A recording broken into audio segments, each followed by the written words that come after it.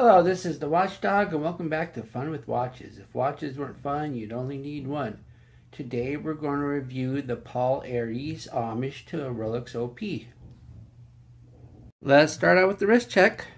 I'm wearing a Ben Nevis BN3020G nautical watch with the nautical flags on the dial. And Grego is wearing my Mini Focus MF0426G homage to an Omega Planet Ocean. I asked Grogu if he was going to go see that new Nicolas Cage movie where he plays himself. He says sure, although he can't figure out where he's seen the co-star before, but he sure looks familiar. Alright, here's the watch. This watch did not come in a box. This watch is a sub $30 watch, so usually they don't come in boxes. Sometimes they do, but this one did not. This is the first Paulareis on my channel. They seem to run between $25 to $35 depending on the model. They are all homages to much more famous Swiss brands. This one resembles the basic Rolex Oyster Perpetual. The Rolex Oyster Perpetual used to be the entry-level Rolex that people might actually be able to afford and buy. Then Rolex released all these fun colors which made the OP super hot and officially unobtainable at your local AD. One of the more popular colors is yellow, and since I already featured a light blue Pagani design, I chose this yellow Paulareis. Recently, Rolex dumped a lot of the fun colors and the yellow is no longer available. The Oyster Perpetual design is fairly basic and almost generic in design. You have hands and batons and that is about it. Starting in 2021, when they introduced the fun colors, they also added double batons at the 3, 6, and 9. The real OP has the Rolex coronet at the 12. The Pagani design uses the downturned arrow, where this one uses another double baton. The watch is 39.7 millimeters at the bezel, 49.2 millimeters lug to lug, 53.6 if you count the protruding end links. It is 14 millimeters thick, has a 20 millimeter lug width, and weighs 126 grams on the supplied bracelet with no links removed. The bezel is smooth and looks polished, but is really a chrome plated, just like the rest of the case. The yellow dial does not have a sunburst effect, and the color really isn't yellow, it's more of an orangish yellow and not the banana yellow of the real OP. This orangish yellow matches the AliExpress ad, so Paulareis did not pull a fast one. This is the color they advertised. The Paulareis name and logo are printed on the top in black. Then it says superlative chronometer on the bottom. Even though the word superlative can be subjective, chronometer has a distinct meaning, and thus this is a bold-faced lie. I wish they would have left this off. They aren't fooling anybody. The Lume applied indices are a little small and not as bold as the real watch. Plus the double indices look like a fat single index with the Lume split down the middle. See that? It's one piece, and then they just split it down the middle to make it look like two. Then the chapter ring has the black squares at the 5s, just like the real OP. And the hands are Lume stick hands, and the thin second hand has no Lume. There is an unsigned screw down crown, and it does not pop at all when unscrewed. You can't even tell when it's done. You just have to have faith that it is. But that doesn't seem to matter anyway, because even though this movement hand winds, you cannot hand wind the watch because it doesn't pop out enough to hand wind. As soon as you try to hand wind it, it starts to screw back in. I think the crown stem is just too short. And I don't know if it's just this my individual watch or all these Paulareis OP homages or not. I'd have to buy another one, and I'm not going to do that. So just beware. I'm not sure whether I even need a screw down crown, because this watch only has a 30 meters basic water resistance. So why even bother with a screw down? If it wasn't a screw down, then you'd be able to hand wind it. And there does not appear to be a ghost date. The crystal is a flat mineral glass with no reflection issues. It's flat, does the job. It says Hardlex in the ad, but once again, Hardlex is a Seiko proprietary, where this is just glass. And the case is a chrome-plated alloy. It says chrome-plated alloy, so they're not lying there. They're not trying to pull a fast one on the case material. The case back is a coin-edged and plain with absolutely no writing. It appears to be a screw down because I can't find any slots to put a pry bar, but I do not have the tools to remove a coin-edged case back, and so I haven't tried. I'm not going to try to pry it off because I don't want to break it. And the case back is really thick, which helps explain the 14 millimeters thickness. I think they could have shaved off a millimeter of this case back and made the watch a more pleasant 13 millimeters.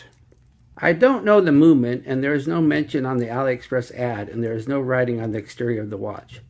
I think the movement hand winds, but I can't do it due to the short crown stem. I think it has a unidirectional rotor because I can feel it spin, but I can't hear it, so it's not really loud. The movement does not hack, nor does it back hack. Here it is on the time grapher. As you can see, the time's all over the place. It started out at 20 seconds, went down to 11, then went back up to 12, and then 13. And the amplitude is only at 248, which is pretty low. And we got some pretty significant beat error there. So let's go ahead and move the watch and show you in a different position.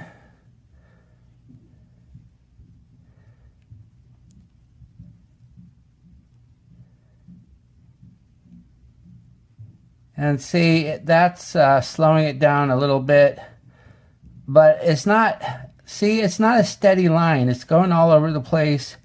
This movement is pretty inconsistent. And so I don't know what you're going to get, but it never seems to be off by a huge amount. I've never seen it greater than 20 or less than 10, but those are some pretty bad specs there. The OP style bracelet has hollow end links, but the links themselves look solid. I don't see any seams anywhere, so I think they're solid links. And of course the center link is attached to the side links, so it's not fully articulating. Then the bracelet has push pin adjusters and not screw pins, and there's nothing wrong with that. But I didn't remove any of these links to fit on my wrist. Fortunately, though, it does have 4 micro adjusts in the clasp. The clasp is kind of unique. It's a pressed outer, but it's a milled inner. And it's a pretty good clasp for a watch at this price. And it's a friction clasp, but it's not like an Invicta where you have to just pull like crazy to get it off. And it snaps in nice, so I like the clasp. Here's the watch on my 7.5-inch wrist. Once again, I removed no links. All I did was push it in 2 holes of micro adjust. So basically, if your wrist is bigger than 7 3/4, you're probably not going to be able to wear this watch.